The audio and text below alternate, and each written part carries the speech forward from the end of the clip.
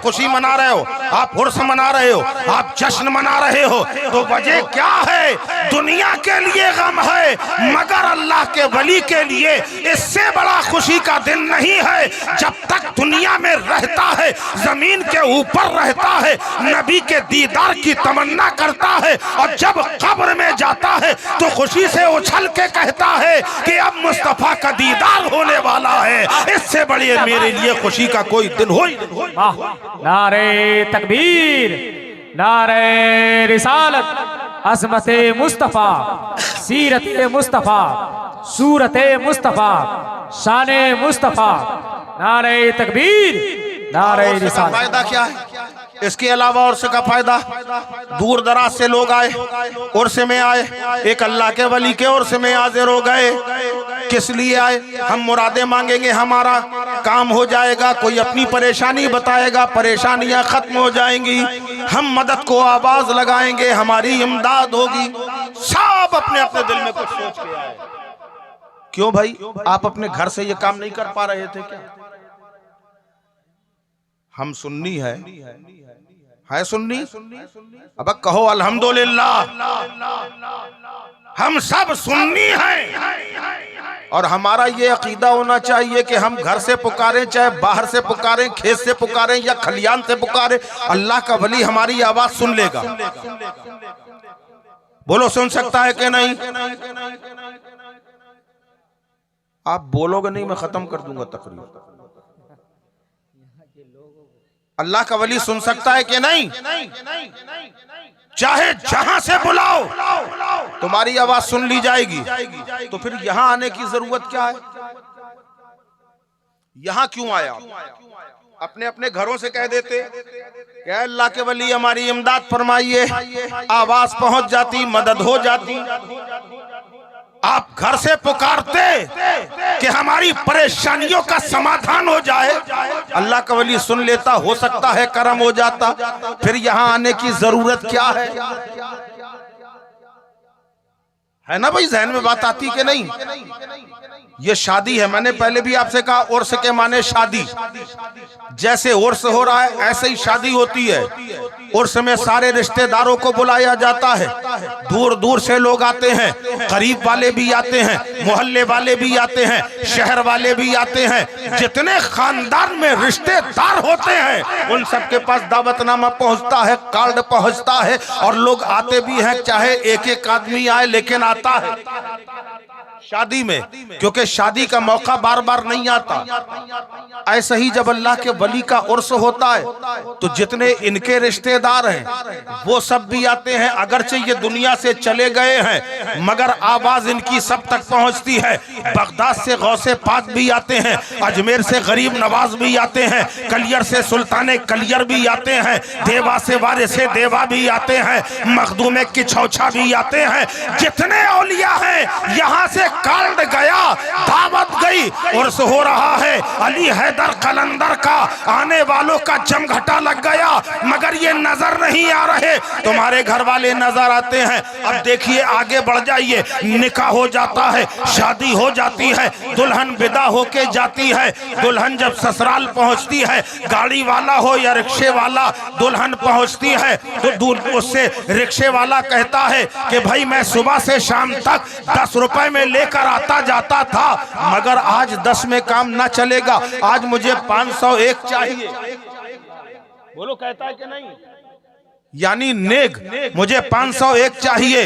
अब दूल्हा का बाप कह रहा है, बड़े आए 501 लेने वाले, सुबह से शाम तक 10 रुपए सवारी लेके आ रहे थे, आज दुल्हन को क्या बैठा दिया? 501 मांग रहे हो? कहा मांग नहीं रहा हूँ, 501 ही लूंगा। उसने कहा देखता हूँ कौन देता है, मैं हरगिज़ नहीं दूंगा। दूल्हा के बाप ने इनकार कर दिया। चचा करीब आए, कहने लगे भाईजान दे दो ना। कहा नहीं दूंगा। पता चला बड़े अब्बा आए, उन्होंने कहा दे दो, कहा नहीं दूंगा।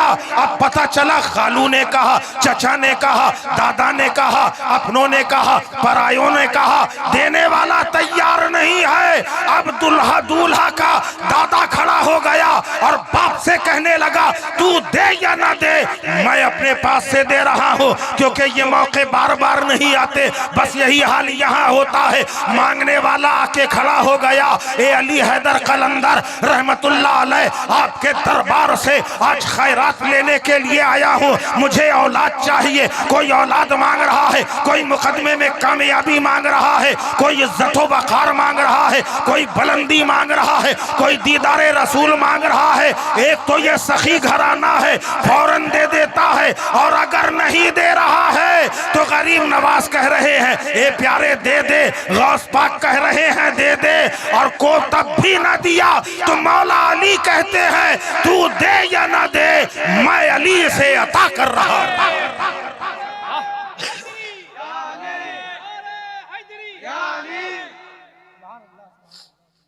और सुभान अल्लाह, ये अली भी है, हैदर भी है और कलंदर भी है। मौला अली अली भी है, हैदर भी है, कलंदर भी है। और याद रखो ये नाम वो है, इस नाम की अजमत लेकर एक अल्लाह का प्यारा सोया हुआ है, उसका फैजान मांगने का तरीका होना चाहिए। दरे करीम से बंदे को क्या नहीं मिलता, जो मांगने का सलीका है उस तरह मांगो। अजमेर की धरती में एक शख्स आया और आने के बाद गरीब नवाज की चौखट को चूमा, मजार को नहीं, चौखट समझ गए ना, अंदर घुसने का जो दरवाजा है, चौखट को चूमा, किनारे खड़ा हो गया, फातिहा पढ़ने लगा और फातिहा पढ़ के हाथ फेरा जाने लगा। खादिम देख रहा था, खादिम ने आवाज लगाई बड़े मियां इधर आओ। आ गए, बोलो। पूछा कहां से आए हो? कहा पाकिस्तान से आया हूं। अच्छा पाकिस्तान से आए हो, कितने साल से आ रहे हो? कहा 20 साल से आ रहा हूं। 20 साल से? अंदर क्यों नहीं गए? कहने लगा 20 साल से आ रहा हूं, कभी नहीं गया अंदर, जब आता हूं यहीं से मांगता हूं, यहीं से मिल जाता है, चला जाता हूं। का मजार को चूमा? का कभी नहीं चूमा। चादर को सर पे रखा? का कभी नहीं रखा।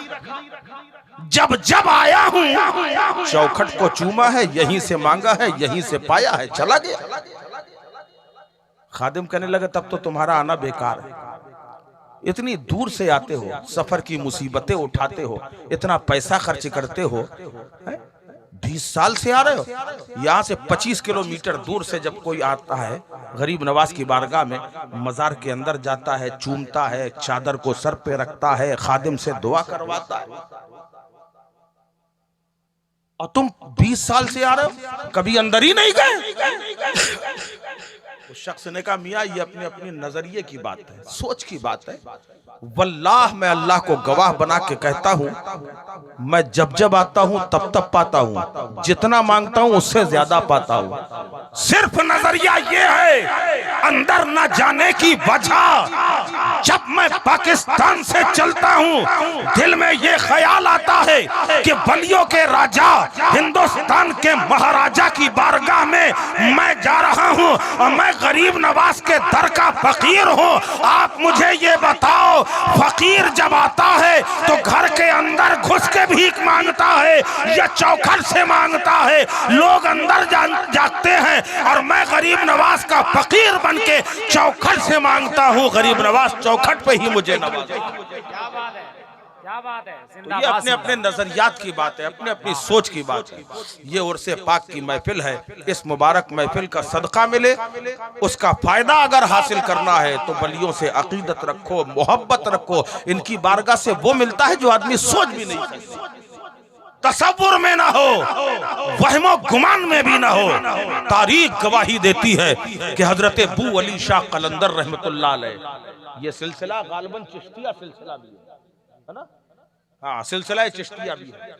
हुजूर बू अली शाह कलंदर रहमतुल्लाह अलैह एक दिन आलम जज्ब में बैठे थे, बस यही इसी को आखिरी बना देता हूं। अगर मजमा होता तो शायद, और जिंदगी होती तो शायद कुछ और आगे बढ़ता। बू अली शाह कलंदर रहमतुल्लाह अलैह आलमे जज्ब में थे। जज्ब ऐसा तारी होता है, उस वक्त कुछ भी कह दिया जाता है। आलमे जज्ब में थे। एक औरत सर पे डलिया रखे आवाज लगाती हुई जा रही थी, जैसे लोग अपना सौदा बेचते हैं ना, ऐसे ही आवाज लगाती जा रही थी। कह रही थी ले लो सोया चूका। तो वहां सोया को सोया बोलते थे, यहां भी यही बोलते हैं ना, सोया मेथी है कि कुछ और बोलते हैं? सोया मेथी होती है ना, नहीं मालूम। चलिए, बहरहाल बेचती जा रही थी, कह रही ले लो सोया चूका। तो वहां सोया को सोया बोलते थे, मेथी को कहते थे चूका। ये आलू में सब्जी बनाई जाती है, हमारी माँ बहनें शायद जानती हों। तो उसने आवाज लगाई ले लो सोया चूका। अल्लाह का वली आलम जज्ब में था, कहा ये क्या कह रही है? लोगों ने कहा हुजूर कह रही है सोया चूका। कहा वाह वाह वाह, क्या बात कही, जो सोया वो चूका। कहा जो सोया वो चूका। आपने कहा बुला उसको। कहने वाला कुछ और कहता है, समझने वाला कुछ और समझता है। सोया चूका की आवाज लगाई, अबू अली शाह कलंदर रहमतुल्लाह अलैह ने आवाज लगाई, उसको बुलाया। जब वो आई पूछा क्या है, कहा बाबा सोया चूका। का ला दे दो, 2 पैसे का दे दे। माशाअल्लाह, नारे तकबीर। आप तमाम हजरात खड़े होकर के इस्तकबाल कर लीजिए, इसलिए कि पीर तरीक़त रहबर राह शरीयत औलाद रसूल औलाद गौसे आज़म सैयद शाह अब्दुल करीम चिश्ती बुखारी साहब तशरीफ़ ला रहे हैं। और साथ ही साथ मैं तौसीफ़ भाई से गुजारिश करता हूँ कि शायर मुल्क हिंदुस्तान हज़रत नादिर जमाली साहब क़िबला को जितनी जल्दी आप उनके साथ तशरीफ़ ला सकते हैं जल्दी से आ जाइए। बड़े अदब व एहतराम के साथ आइए, नारा लगाते नारे तकबीर, नारे रिसालत, नारे रिसालत, नारे रिसालत, औलादे गौसे आज़म, औलादे गौसे आज़म, नारे तकबीर, नारे रिसालत। तुझको गुस्ताखी हुसैन की सज़ा देंगे हम, मोहब्बत के साथ बैठ जाए। तुझको गुस्ताखी हुसैन की सज़ा देंगे हम, नारे दोज़ख का बहुत जल्द पता देंगे हम। सुल्ले इबलीस की औलादे ज़बह करके तुझे बोटी बोटी तेरे कुत्तों को खिला देंगे हम। हजरात एक नाम और समात करे। इस जलसे का मेन खतीब हिंदुस्तान माहिर वेदो कुरान चतुर्वेदी मेहमान हज़रत अल्लामा व मौलाना इकबाल चतुर्वेदी साहब क़िबला, जो हिंदुस्तान के बॉर्डर एक अलग कंट्री है, अलग मुल्क है, जो नेपाल के नाम से पूरी दुनिया जानती मानती पहचानती है। कुछ ही देर के बाद आपकी निगाहों की स्क्रीन पर मौजूद होने वाले हैं। मैं तमाम तर बिरादरान से गुजारिश करता हूँ जो लोग अभी भी इधर उधर भटक रहे हैं, और भाई साहब अगर तकलीफ़ ना हो तो आगे बढ़ जाए। औलादे गौसे आज़म तशरीफ़ फरमाएँ की तकरीर हो रही है, इनका खिताब हो रहा है, इनको तकलीफ़ ना हो। मैं बड़े अदब व एहतराम के साथ गुजारिश करता हूँ कि एक एक कदम आगे बढ़ जाए, ताकि हज़रत को भी अच्छा लगे और हम सब का दिल भी मुअत्तर हो जाए। माशाअल्लाह, एक बार दरूद पाक पढ़ ले, अल्लाहुम्मा सल्ली अला सैयदना मौलाना मोहम्मद मुबारक वसल्लम सलातुम व सलामुन अलैका या रसूलुल्लाह सल्लल्लाहु अलैहि वसल्लम। मैं अर्ज़ ये कर रहा था, अबू अली शाह कलंदर रहमतुल्लाह अलैह ने उस औरत को अंदर बुलाया। आप पहुंच गए वहां तक कि नहीं? आई, वो पूछा क्या है? तो बाबा सोया चूका। आपने बहुत खुश हुए, फरमाया ले 2 पैसे का दे दे। उसने दिया। आपने कहा कोने में रख दे, उसने रख दिया। अब वो रोज का मामूल हो गया, वो रोज आए और हर दिन आप खरीदे और उसको कोने में रख दे। एक दिन उस औरत ने अपने शौहर से कहा फला जगह एक बाबा रहते हैं, रोज सोया चूका लेते हैं, इस्तेमाल भी नहीं करते, कोने में ढेर लगा हुआ। उसके शौहर ने कहा क्या तू वो बाबा से पैसा लेती है?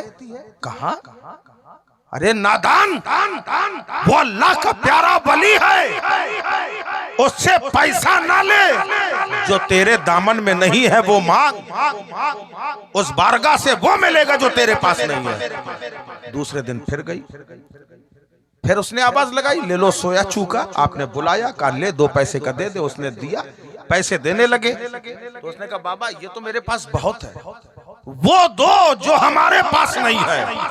अबू अली शाह कलंदर मुस्कुराए, फरमाया घर में बैठ के भी अपना काम कर रहा। अल्लाह वालों की शान ये है